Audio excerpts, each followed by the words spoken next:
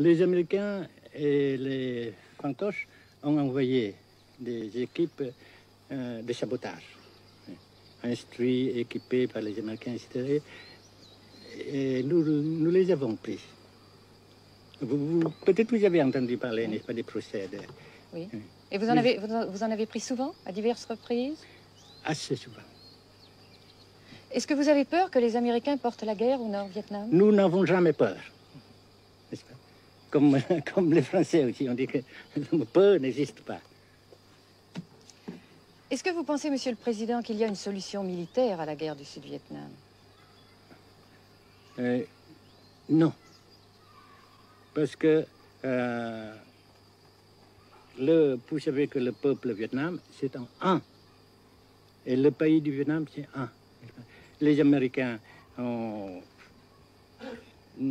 fait une guerre d'agression, comme qui dit, c'est une guerre non déclarée. Et, comme vous savez aussi, vous avez pu lire dans la presse, n'est-ce pas, bien, mondiale, que plus la guerre prolonge, plus les Américains et leurs valets, n'est-ce pas, comment dire ça,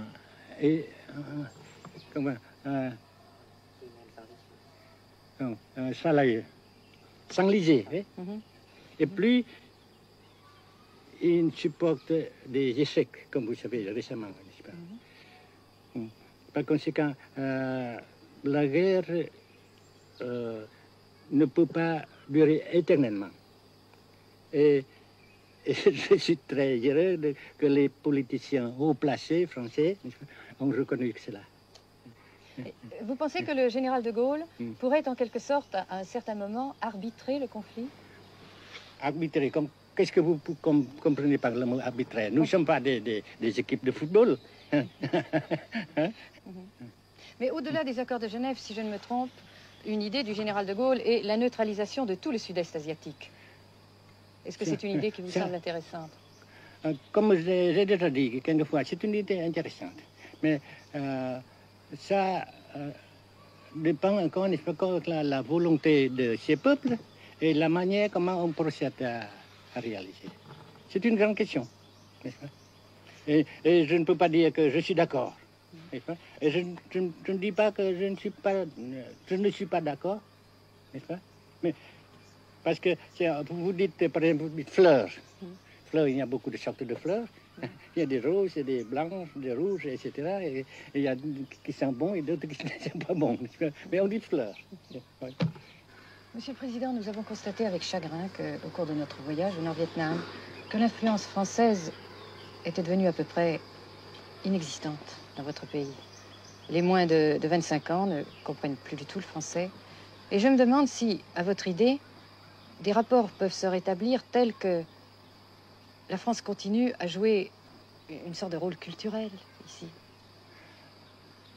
Avec la France, surtout, et avec tous les autres pays.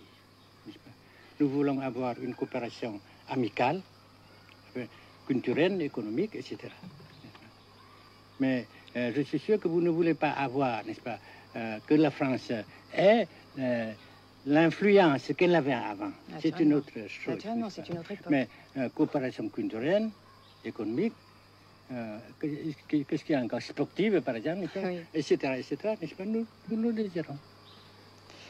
Si la guerre se cristallise au sud et se poursuit encore pendant quelques années, pensez-vous que l'avenir économique du Nord-Vietnam soit viable? Je suis sûr que ça non seulement viable, mais ça progresse. Parce que vous avez vu vous-même, vous avez constaté vous-même qu'ici, nous travaillons beaucoup, notre peuple travaille beaucoup, avec abnégation, n'est-ce pas, et avec dévouement, avec enthousiasme. Et d'un côté, nous travaillons pour, comment dirais-je, pour principalement, n'est-ce pas, de nos propres forces, de nos propres... Et aussi, nous avons, n'est-ce pas, l'aide fraternelle des pays socialistes, n'est-ce pas. Alors, nous, jusqu'ici et après cela, n'est-ce pas, nous avons déjà réalisé des progrès. Pas très grand comme nous voulons, mais nous avons réalisé des progrès. Et dans l'avenir, nous progressons de même. Mais vous mentionnez là l'aide des pays socialistes. Est-ce que cette aide ne s'est pas trouvée légèrement compromise à la suite du conflit idéologique entre la Russie et la Chine? Non, parce que ces questions, n'est-ce pas, différences idéologiques entre nos différents partis frères, c'est nos affaires intérieures. Ça passera. Et l'unité, ça se fera. Mais l'aide de fraternelle continue et continuera.